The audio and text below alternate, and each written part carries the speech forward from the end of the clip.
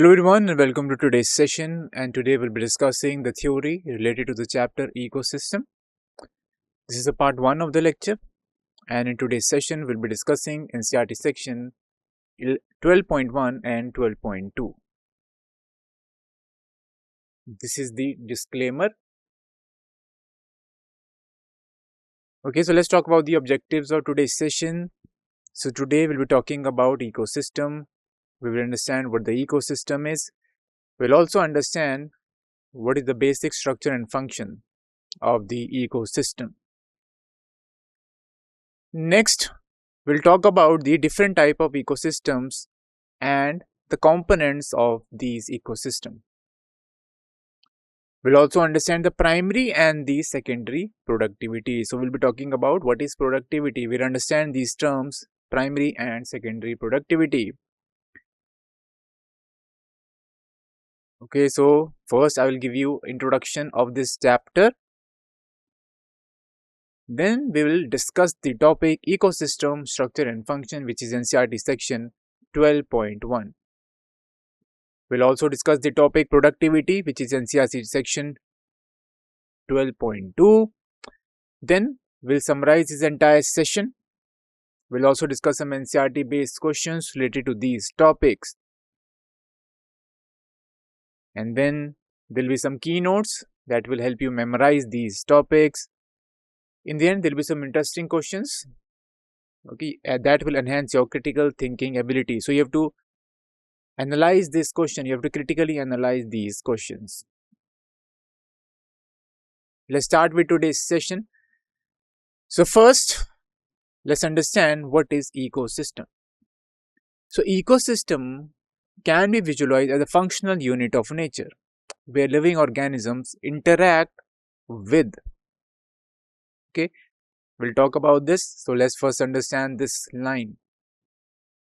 So ecosystem is a functional unit of nature. Okay, what does this mean?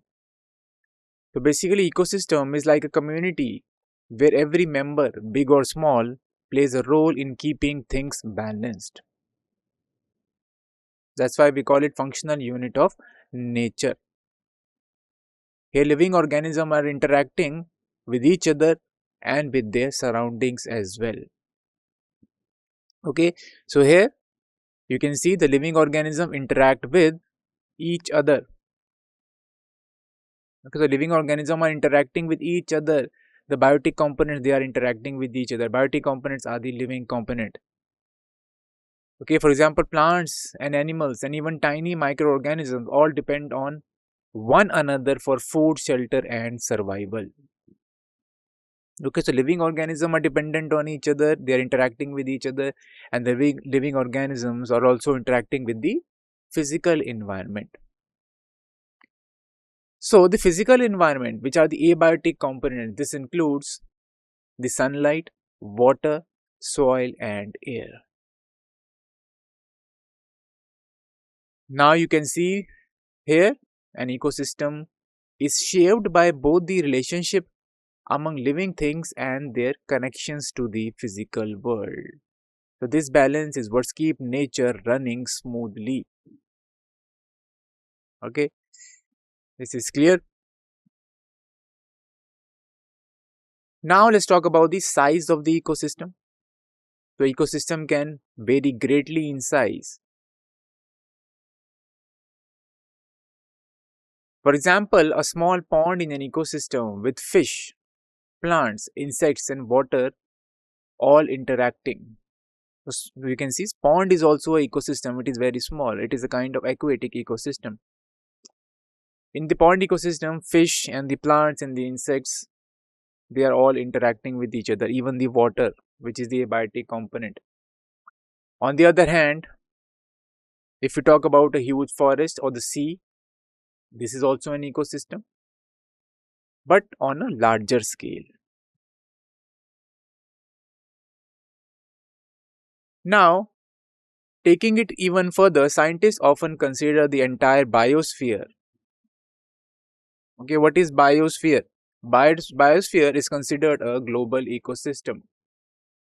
So basically, biosphere includes all the ecosystems, whether it is terrestrial or aquatic ecosystem. You can also call biosphere as the sum of all the living things on the earth. So biosphere is a one giant global ecosystem. Now, many ecologists support this idea, viewing the whole biosphere as a single interconnected ecosystem. This helps us understand how changes in one part of the world can affect life everywhere else. Okay, this is clear. So here you can see the global ecosystem is really a composite of all the ecosystems, all the local ecosystem on the earth.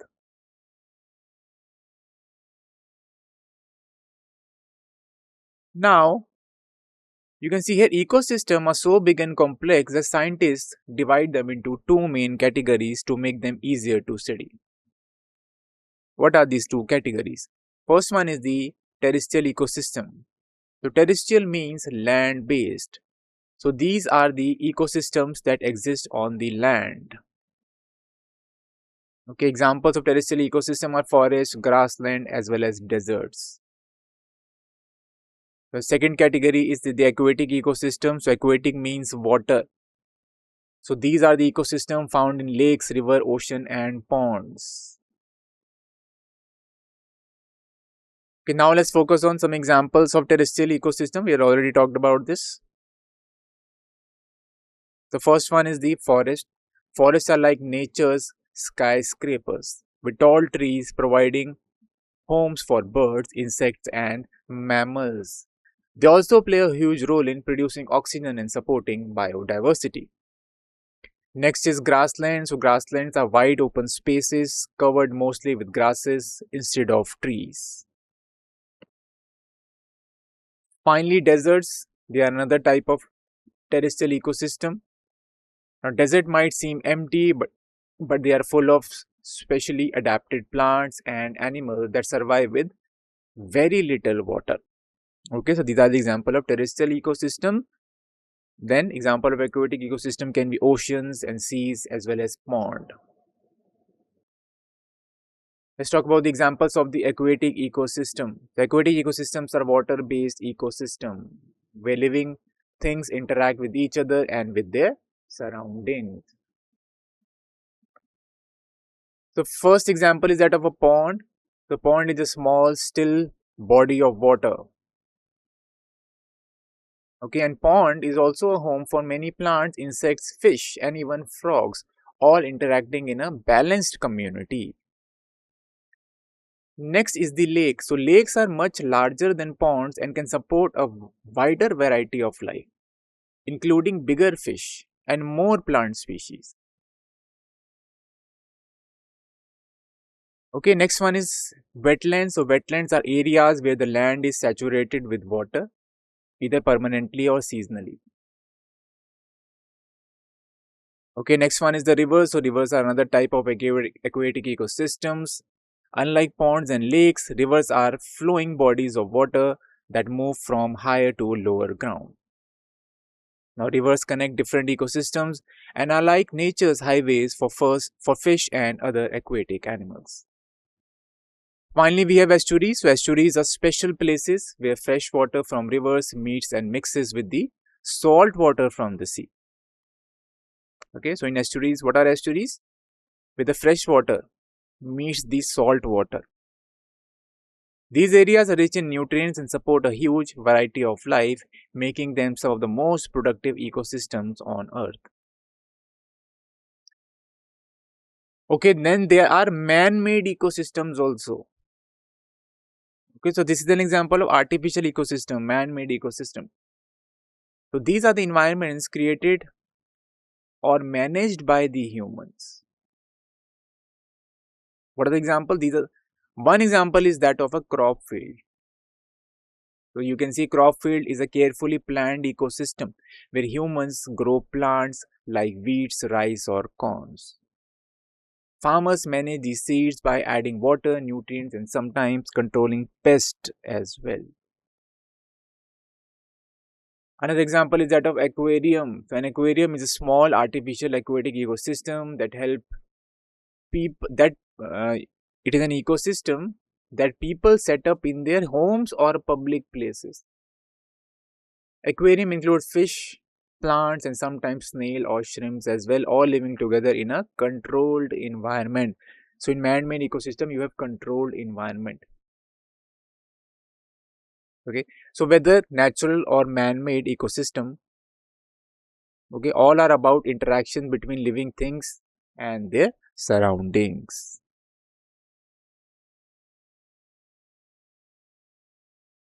Okay, let's talk about the structure of the ecosystem now. Now, understanding how an ecosystem is put together help us appreciate how everything is connected.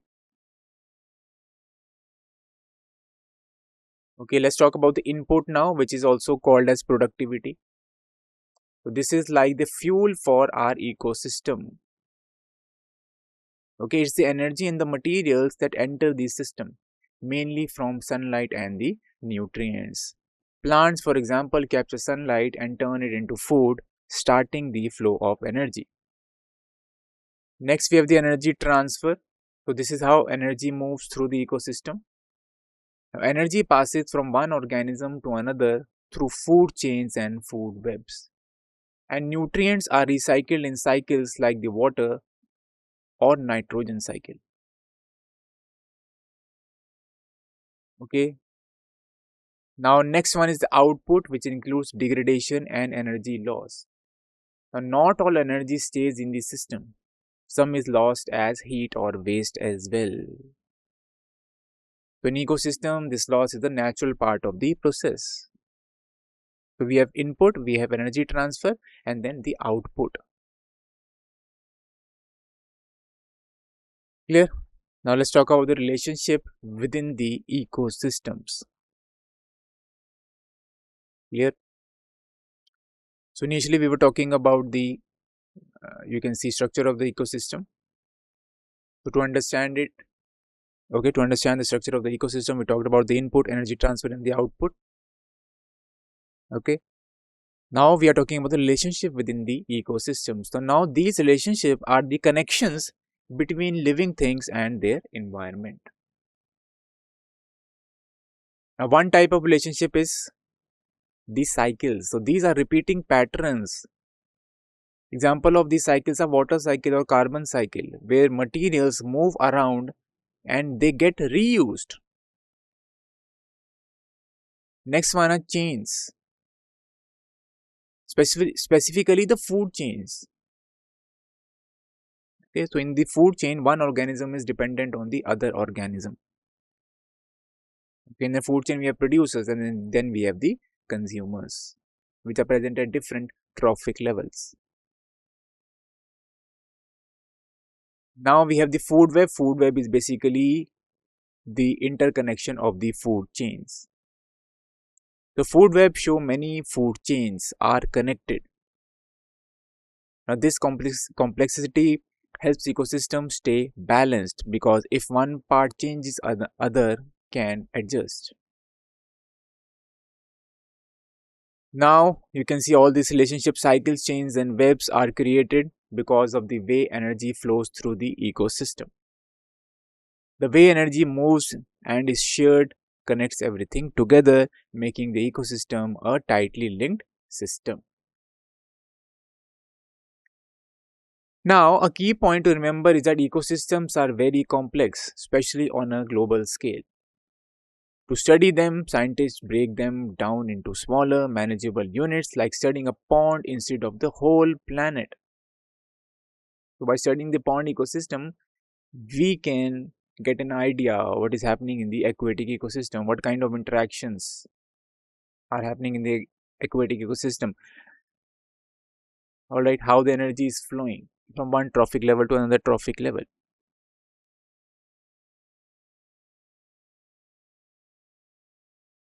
Okay, now let's talk about the definition of the ecosystem. So we have discussed it, let's discuss it again. So ecosystem is basically functional unit of nature. In the ecosystem, everything is working together to keep things running smoothly. The living organism, they are interacting with each other and they are also interacting with their physical environment. Now, living organisms in an ecosystem interact not just with each other but also with their physical environment. For example, plants, animals, and even tiny microorganisms. They are all dependent on factors such as sunlight and water as well as soil. So, here living organisms are dependent on the non living factors such as sunlight, water, and soil. See, let's take example of plants. So, plants need sunlight to prepare food, then it needs water also, it needs you can say nutrients also. So it absorbs water and minerals from the soil, and it requires sunlight also for carrying out photosynthesis. Okay, so even the biotic component, living components are dependent on the non-living component. They are interacting with each other.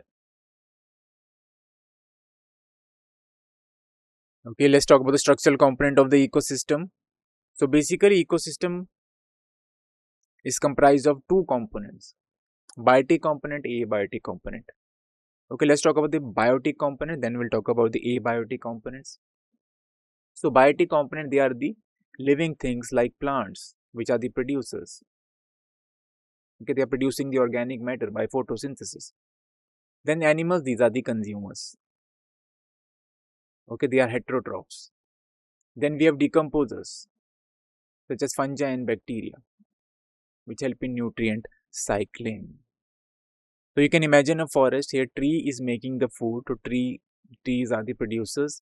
Animals, they are eating the plants or they are eating each other as well. So animals are the consumers. Okay. Then decomposers, they break down the dead matter. So whenever these plants and animal die, their you can see this organic matter is broken down by the decomposers. Next one is the abiotic components. So these are the non-living factors such as temperature, water, light, and soil. Now you can see here individual biotic and abiotic factors affect each other as well as their surroundings. For example, drought, which is the abiotic factor, can impact the plant growth, which is a biotic factor, which will then affect the animals that rely on those plants. So that's why we are saying everything in an ecosystem is connected. Here in this image, you can see abiotic and the biotic factors in the ecosystem. Okay, biotic factor, they are the living organisms, and abiotic factor, they are the non-living things.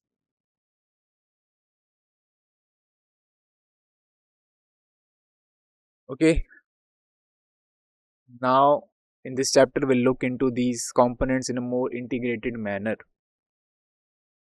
Okay, so we'll be looking how all the living and non-living parts of an ecosystem work together. Okay, we'll also explore how energy flows within these components. Okay, so we will see how plants capture energy from the sun and how that energy moves through animals and other living things. Okay, also we will look at these interactions. Okay, interaction between biotic and the abiotic components. So interaction of biotic and abiotic component result in the physical structure of the ecosystem.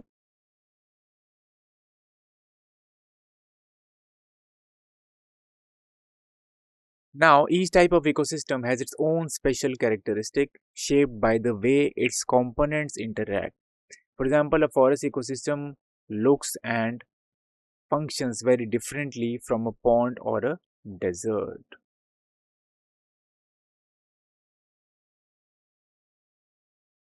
Okay, now identification enumeration of plant and animal species of an ecosystem gives its species composition. Okay. What does this mean? This means when we identify and count all the different plants and animals in an area, we find out its species composition. Okay, so ecosystem consists of various species. Okay, so we can calculate the species composition, okay, by identifying and counting all the different plants as well as the animals in that area. Now these species aren't just randomly scattered, they often occupy different levels or layers. This vertical arrangement is called stratification. Okay, now let's talk about the stratification. Okay, let's understand what it really means. So basically, it's all about the vertical distribution of species in an ecosystem. And this helps us see how different organisms share space by living at different heights or levels, almost like different floors in a building. To make it clearer, let's look at a real world example of a forest. The forests are great places to see stratification in action. At the very top, we have the tallest trees. These trees form the top layer, reaching up to capture the most sunlight. Below the trees, we find the shrubs. So these form the middle layer, okay, a bit like the mid-rise buildings in the city. Now, shrubs get some sunlight, but not as much as the tall trees above. Finally, at the bottom, we have the herbs and the grasses. These occupy the lowest layer close to the ground. They are like the ground level shops and houses, making use of whatever light filters down. So stratification helps different species live together by dividing up the available space and the resources. Okay, so this is basically stratification. It is a vertical distribution of the different species, okay, present in that area. Let's talk about the key functional processes that make an ecosystem work.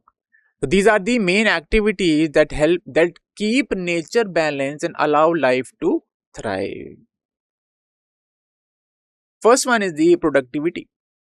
So this is the rate at which new biomass or living material is produced in an ecosystem.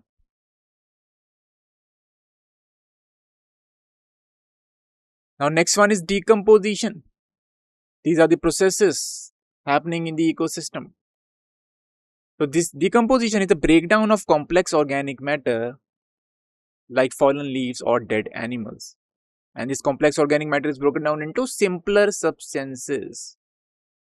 So these decomposers are such as earthworms as well as fungi and bacteria.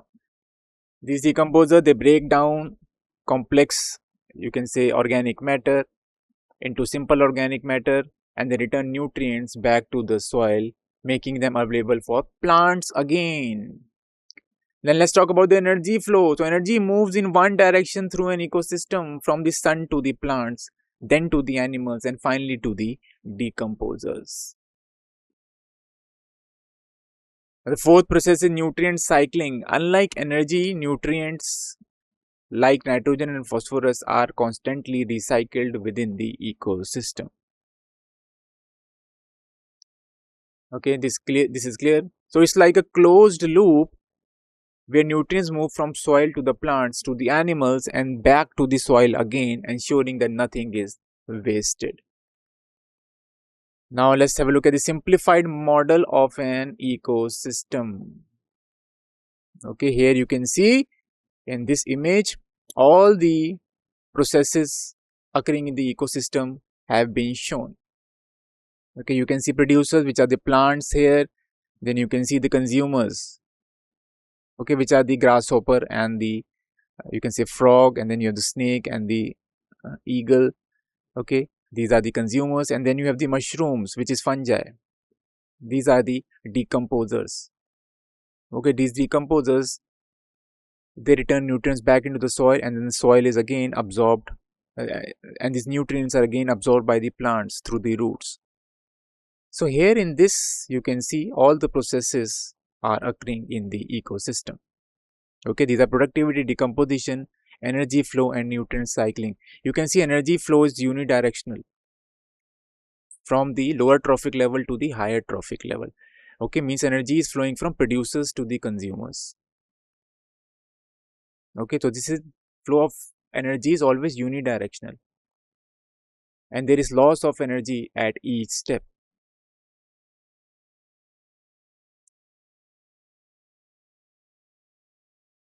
Now, To make this easier to understand, we will use a small pond as an example. Okay.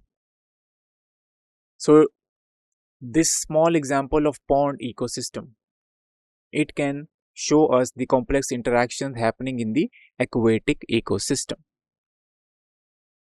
Now it's important to remember that a pond is a shallow water body because it's not very deep. Sunlight can reach the bottom, allowing plants to grow throughout. This makes pond different from the deeper lakes or oceans, and it affects which organism can live there. You can see finally all four basic components of the ecosystem: producers, consumer, decomposers, as well as the physical environment are clearly present in the ecosystem. Okay, so in an ecosystem, we can see all the processes are occurring.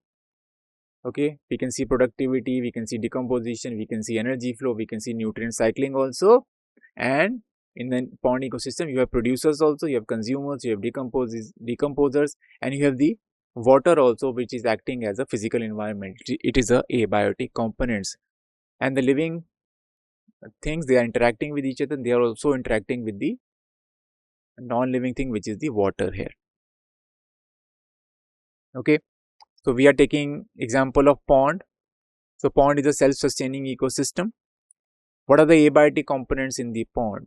So these, first one is the water. It is a key abiotic factor which contains both inorganic and organic substances. Another important abiotic factor is the input from the sun and the temperature changes, as well as the length of day and night. These are all the abiotic factors, means non-living things. All these abiotic factors work together to regulate how the pond functions as an ecosystem. Okay, let's talk about the biotic components here, means living components. So biotic simply means all the living things in an environment. These living things interact with each other and with their surroundings, just like the members of a community work together in a town. Let's just focus on the producers. The producers are like the chefs of the ecosystem. They make food from sunlight, water, and carbon dioxide through photosynthesis.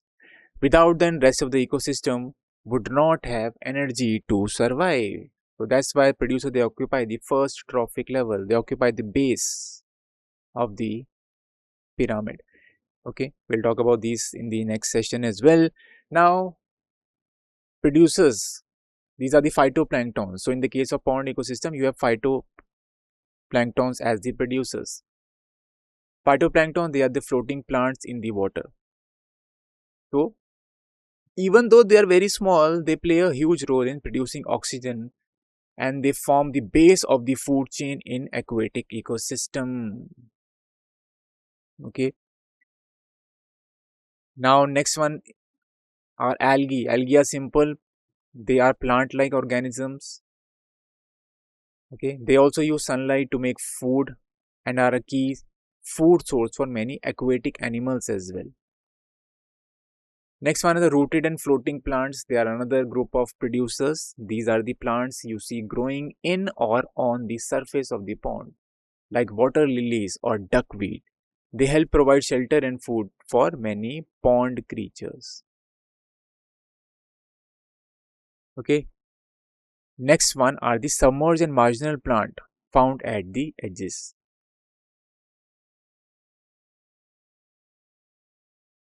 Okay, now let's have a look at the consumers. So consumers are animals that eat other living things to get energy. So they are heterotrophs. In a pond, this includes zooplankton, which feeds on the phytoplankton. Okay, zooplankton, they are the tiny animals that swim freely. Okay, and they are benthos. Okay, they live in the benthic layer. Okay, so these, you can see creatures that live at the bottom. Okay, so benthos means creatures living at the bottom. So the zooplanktons, they are tiny animals. They live at the bottom of the lake or the pond, such as snails and worms. Now decomposers, next one are decomposers. Decomposers are recyclers of the ecosystem. Examples are fungi, bacteria, and flagellates.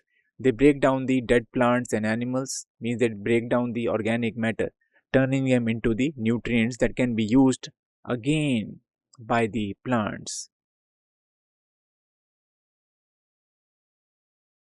Okay, now here in this image you can see the biotic and the abiotic components in the aquatic ecosystem. Okay, this is clear. So here you can see in the aquatic ecosystem, we were talking about the pond ecosystem here. So here producers, they are the phytoplankton, they can be algae. Okay, and then you can have the floating plants as well, and then you have some of the submerged plant as well. Okay, marginal plant are also found at the edges. These are all the producers. They are producing the organic matter, they are producing the energy, and then you have the consumers. Okay, you have the primary consumer, you have the secondary consumer, and then you can have the tertiary consumer as well. Okay, so by studying the pond ecosystem, we can tell what is happening in the aquatic ecosystem.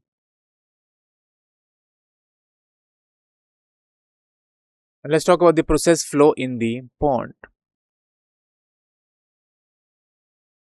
First one is the conversion. Okay, so basically autotrophs. Autotrophs are, okay, like plants and algae. These are all autotrophs. Phytoplankton, these are autotrophs. They can prepare their own food by photosynthesis.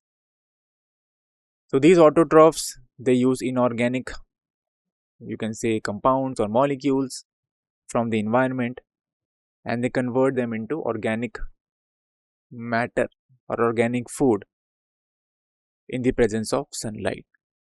This process is known as photosynthesis.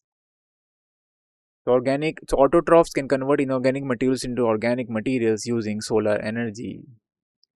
Next one are the consumers.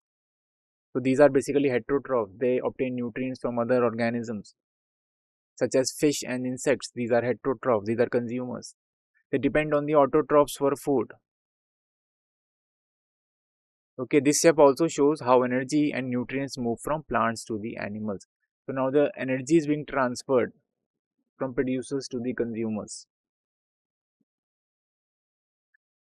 Next one is the decomposition. This is the third process which is going on in the pond ecosystem or in any ecosystem. Now this decomposers such as fungi and bacteria, they can decompose the organic matter and they convert this organic matter into nutrients. Okay, and these nutrients, they remain in the soil and they can be absorbed by the plants. Now decomposers like bacteria and fungi act as the cleanup crew. They break down dead plants and animals into simpler substances. Now as decomposers do their work, they release inorganic substances like minerals and nutrients back into the water or the soil. These materials are then available for autotrophs to use again, creating a continuous cycle. Okay. Now this entire process repeats over and over, keeping the ecosystem balanced. Now let's have a look at the energy flow through the pond ecosystem. The energy from the sun moves in one direction, from the sun to the producers and then to the consumers. Okay. Now at each step in the food chain, some energy is lost as the heat. This means not all the energy makes it to the next level. Yes, so energy is lost at each step. Energy is lost at each trophic level. Okay, as we move from producers to consumers, as we move from the lower trophic level to high trophic level, energy is transferred, but the some amount of energy is lost also. Okay, because energy is lost at every step, the flow can't be reversed. This is why energy moves in only one direction through the ecosystem. Okay, now let's talk about what keeps an ecosystem running. So constant solar energy input is essential for the ecosystem to function and sustain. Now we are talking about the primary production here. So what exactly is primary production? So primary production is the process by which plants and other photosynthetic organisms make organic matter using sunlight. Okay, so primary production, as we have discussed, is the amount of biomass or organic matter that plants produce in a given area over a certain period of time through photosynthesis. Okay, so this is expressed in terms of weight per gram or energy. Okay, so these can be expressed in terms of weight and energy. Units of weight is gram per meter square and unit of energy is kilocalorie per meter square. Okay, let's talk about the productivity now. So productivity is the rate at which biomass is produced. So productivity tells you how quickly these living things are growing and adding new material to the ecosystem. So we can measure productivity using units like gram per square meter per year or kilocalories per meter square per year. So this helps scientists compare how much life is being produced in different places, like a rainforest versus a desert. Okay, how much life is being produced, how much organic content is being produced.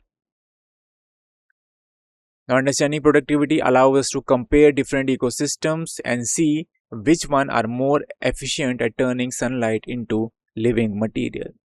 Now, this is important for studying food chains, energy flow, and even for making decisions about conservation. Okay. Now, productivity can be divided into gross primary productivity and net primary productivity. So, gross primary productivity, this is the total amount of organic material produced by plants through photosynthesis. Next one is net primary productivity or NPP. This is the portion of the, you can say, paycheck that plants have left after paying their bills. So, this is just an example to explain you. Clear? So, NPP is basically what's available for other organism in the ecosystem to use. Okay, let's talk about the gross primary productivity. Okay, this is the total energy captured by plants from sunlight during photosynthesis. Okay, so GPP represents the total rate at which plants produce organic matter through photosynthesis. Okay, however, not all of this energy is available to the other organisms. Plants use a significant amount of GPP for their own respiration. Okay, this means only a portion of the total energy is passed on. Okay, let's talk about the net primary productivity or NPP.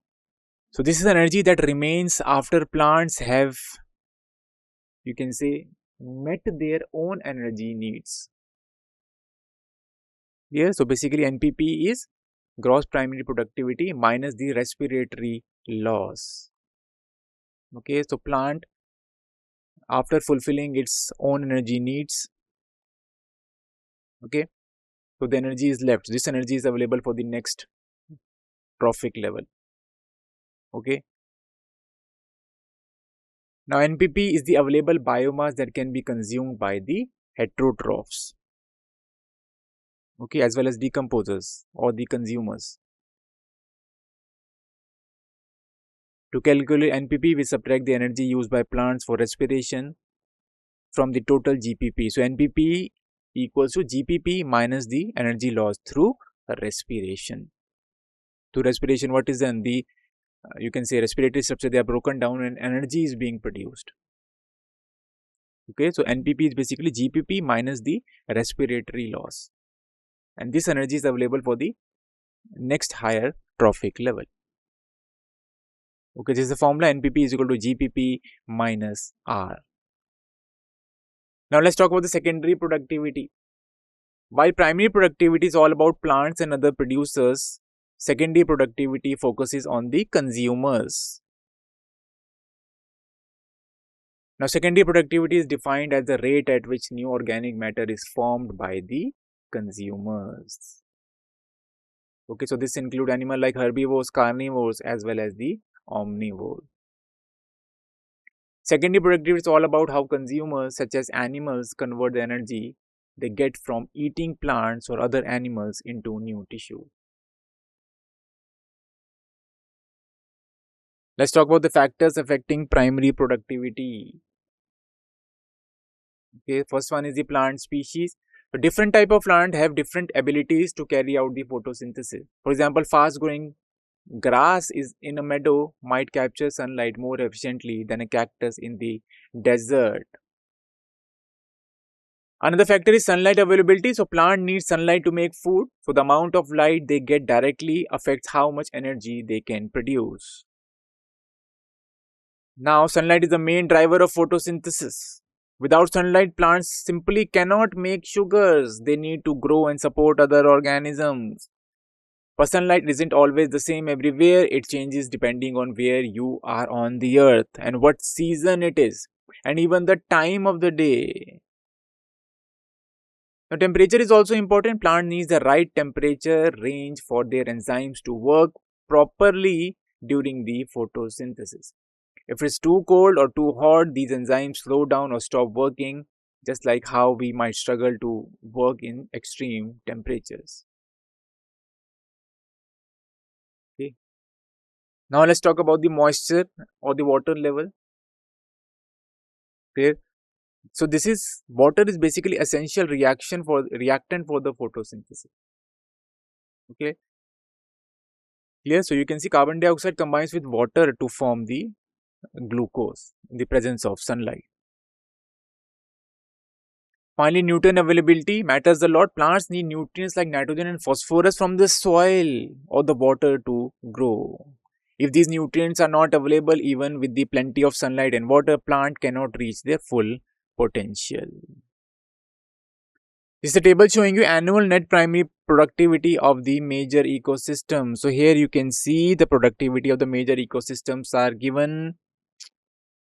Okay, now you can see here the tropical rainforest, they have a productivity of 22 tons per hectare per year. Then temperate forest, they have 12 tons per hectare per year. Then you have the grassland having 6 tons per hectare per year. And then you have the desert shrubland have the productivity of 0.7 tons per hectare per year, so its productivity is low. Then open ocean, they have the productivity of 1.25 tons per hectare per year. And then you have the coral reef, it also have a high productivity of you can say 20 tons per hectare per year. Okay, so here you can see coral reefs and tropical rainforest, they are producing more organic matter compared to deserts. Now the entire biosphere, which is sum of all the ecosystem on the earth, produces about 170 billion tons of organic matter each year. Oceans occupy 70% of the earth's surface, but their productivity is less. Their productivity of the oceans are only 55 billion tons. Okay, so why the productivity is only 55 billion tons? Okay, it is because of the, you can see the light is not able to penetrate the deeper layer of the oceans. Okay, and also there is a lack of nutrient availability. These nutrients are available at the bottom of the you can say ocean. So there is lack of nutrient availability, and the light is also not able to penetrate in the depth of the ocean. So that's why its productivity is less, although it occupies 70% of the earth's surface. Okay, so in the ocean, the productivity per unit area in the ocean is much lower than the other places like forest or coral reefs. Okay, now let's summarize the entire session. An ecosystem has two components, biotic and the abiotic component. Biotic component, they are the living things like plants and animals, and the abiotic component, these are the non-living things. Now, what are the processes going in the ecosystem? These are productivity, decomposition, energy flow, and nutrient cycling. Now, pond can serve as a very simple example for studying the aquatic ecosystem. So, pond has all the components, abiotic and the biotic components as well, which are working together. It has decomposers as well. Now, primary productivity refers to the biomass produced by plants through photosynthesis. Okay, productivity are two types: gross primary productivity and net primary productivity. Now, secondary productivity is the rate at which consumers convert organic matter into their own biomass. Let's discuss some NCRT based questions. So, first question is a vertical distribution of different species occupying different level is called. So, we have the four options: stratification, productivity, decomposition, and energy flow. What is the correct answer? Okay, option number A is the correct answer, stratification. So let's have a look at the explanation. Stratification means the way different species are arranged in the layers one above the other in the ecosystem. Okay, let's talk about the stratification in the forest ecosystem. So first, okay, you have the canopy layer, which comprises of the tallest tree. It is the topmost layer. And then beneath the canopy, you have the subcanopy layer. So this layer consists of shorter trees that grow under the shade of the tallest trees. And then the next one is the shrub layer, which is made up of bushes and small woody plants. These plants are adapted to live in the filtered light and makes it through the upper layers. Okay. Now below the shrub we have the herb layer. So this layer includes ground level plants like grasses and small herbs. Okay, so these herbs and shrubs, they are living basically under the filtered light. Okay, not much sunlight is being passed on to these shrubs and the herbs. Okay, so they are almost living in kind of shade of the tallest trees. Finally, at the bottom, you have the forest floor, which consists of mosses, fungi, and decomposing matter. So these organisms play a crucial role in breaking down the dead material and recycling nutrients back into the ecosystem. Here you can see in this image, this is showing you stratification in the forest ecosystems. Okay, you can see the different layers here. Okay,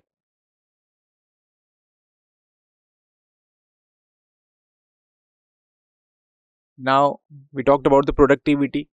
Okay, it is a rate of biomass production, and decomposition is the breakdown of organic matter.